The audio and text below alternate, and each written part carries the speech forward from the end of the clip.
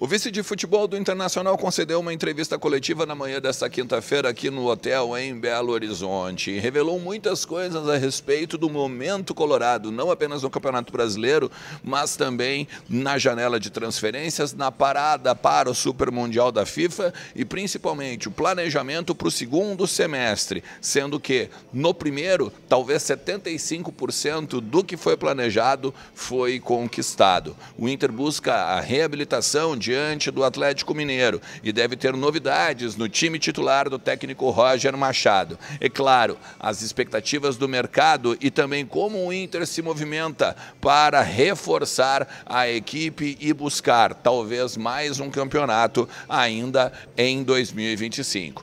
A gente vai falar sobre tudo isso, então tu sabe. Fica comigo depois da vinheta.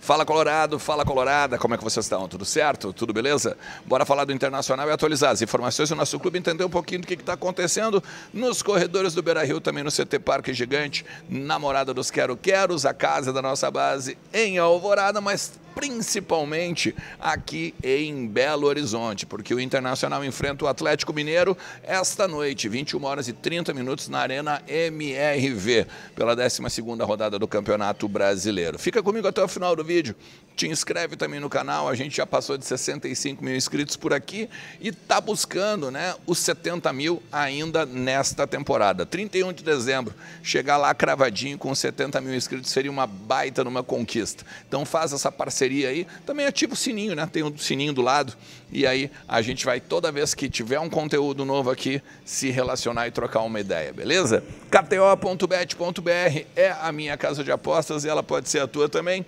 principalmente se tu usar ali o link que está no comentário fixado ou então na descrição, para tu te inscrever e te divertir, porque KTO, cada jogo é único. Um ambiente para maiores de 18 anos e brinca sempre com moderação e responsabilidade, porque a Liga do Milhão está te esperando e quem sabe tu te torna aí o maior palpiteiro do Brasil. Eu quero repercutir com vocês, na verdade, as falas do vice-presidente José Olavo Bisol, agora na manhã desta quinta-feira. Ele fez uma sabatina com diversos repórteres, diversas emissoras, tanto identificadas quanto as tradicionais, e ele revelou algumas coisas importantes e tem aí em cima também algumas leituras que eu quero fazer com vocês aqui. A primeira delas é sobre a remobilização para o Campeonato Brasileiro e aquilo que o Inter planejou para o primeiro semestre.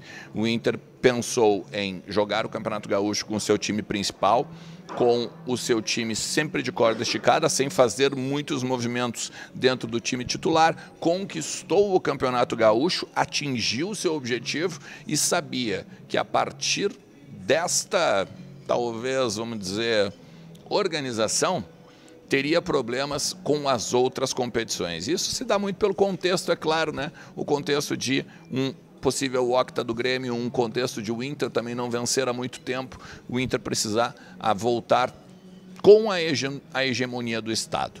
Mas o que o Inter acredita é que a Copa do Brasil e a Libertadores foram cumpridos os objetivos. O Campeonato Brasileiro, não. Principalmente porque o Inter está a 1 ponto do Z4 hoje, dependendo de uma combinação remota ainda de resultados, pode estar dentro do Z4 na parada do Super Mundial agora.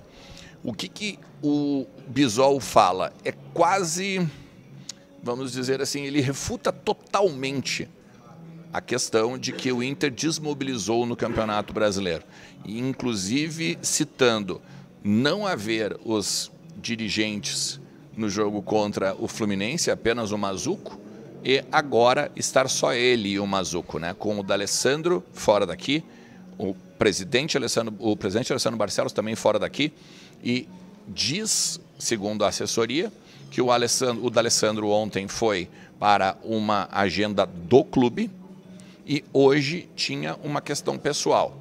E o presidente Alessandro Barcelos, ele foi para os Estados Unidos, ele está em Miami, ele está na Flórida, porque ele foi um dos palestrantes do Confute. Ele foi falar sobre a criação das ligas, ele foi um convidado. E aí, a partir disso, a família toda foi para os Estados Unidos, aproveitando também um hiato, um pequeno período para férias. O Bisol, inclusive, ele é um pouco mais forte, ou um pouco mais veemente quando ele fala sobre isso, né? Que os abnegados, os dirigentes políticos, eles não têm férias, eles não têm salário, né? Não têm 13º, essas coisas todas.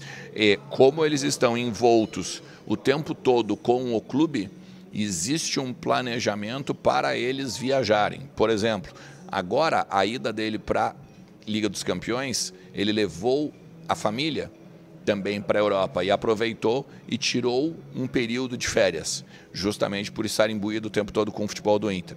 Não gosta ou não gostou muito, né, de ter que explicar isso, porque é uma questão pessoal, mas ao mesmo tempo ele entende pelo fato do tamanho do cargo, pelo tamanho do que ele tem como responsabilidade, né, ser vice-presidente de futebol do Inter. Sobre os reforços, tá? Ele fala que esta janela é uma janela de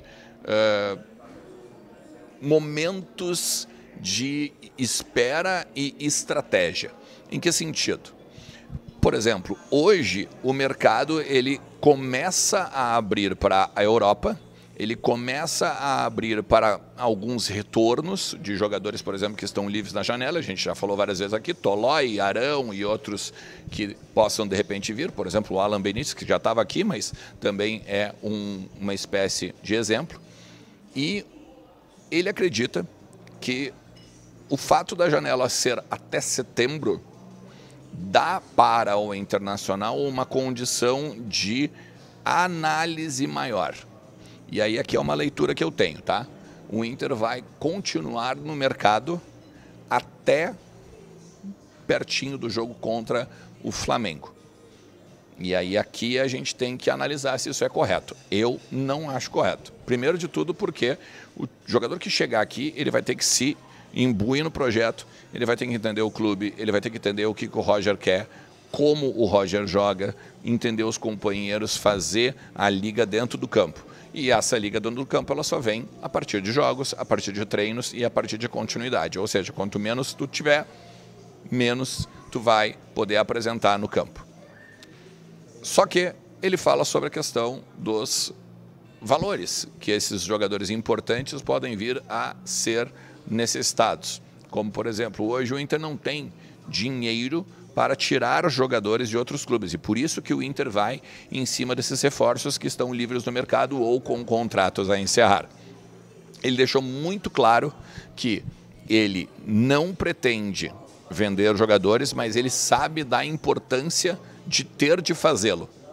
E aí aqui é uma outra leitura, né, diferente do início do ano, quando ele disse: nós vamos manter o maior número possível de titulares. Tá? Desta vez ele não falou desse jeito, ele falou ao contrário. Eu sei que eu preciso vender, eu tenho de executar orçamentariamente 160 milhões em vendas até o final do ano. Teria de ser agora. Eu posso, de repente, segurar para a próxima janela? Até posso, mas aí eu vou ter que abrir mão de outras questões ou vou ter que buscar uma renda extra, um valor extra para entrar no clube. Ou seja, me parece muito claro de que nós vamos perder os jogadores, sim. Isso na fala do próprio Bisol. Porque das outras vezes, quando ele dizia, ele falava de manutenção e agora ele fala de tentativa de manutenção. Então a gente sabe que tem o Wesley como proposta, a gente sabe que tem o Vitão como possibilidade, mas ao mesmo tempo ele fala depois assim, quando ele diz, só que o que vocês acreditam que é jogador de performance, talvez não é o que o mercado pense.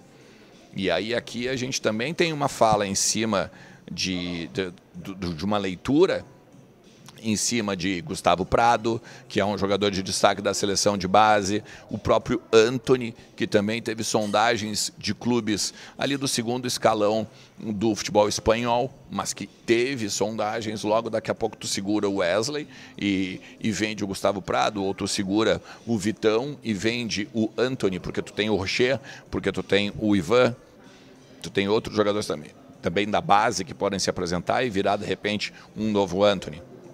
Então, isso, em cima dessas frases, tu tira esse tipo de leitura, né, das possibilidades de saídas e as possibilidades de chegadas.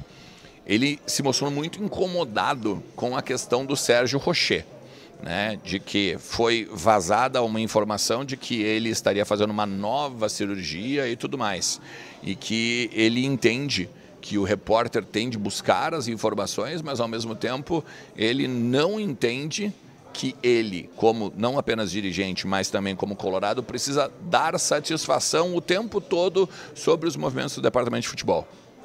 E aí aqui também é um ponto de divergência que eu tenho com ele, porque eu acho que a comunicação do clube ela tem que se antecipar à crise, né? Porque ele foi lá e botou uma nota ontem, né? O Inter botou uma nota ontem, refutando informações e até mesmo falando o que seria a real, né, da situação do Rocher, só porque houve a divulgação por parte da imprensa, senão ela não teria colocado. Era muito mais simples, né? O Rocher vai fazer um procedimento amanhã pela parte da manhã, ele tem um pino que ele vai ser trocado, ele vai melhorar isso, ele vai fazer o quê? Valeu, obrigado. Ou seja, tu está pautando a imprensa, não cria uma crise, não cria uma distribuição de notícias pela metade e ao mesmo tempo tu pega e resguarda o clube, né? Deixa o clube defendido.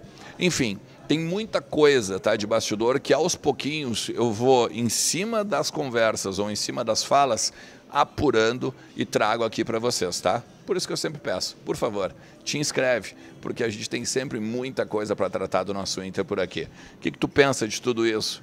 Bota nos comentários. O que tu acha que vai dar hoje à noite, inclusive aqui na Arena MRV? Bota também nos comentários e vamos trocando uma ideia ao longo de todo o dia. Valeu? Tamo junto, forte abraço. Tchau.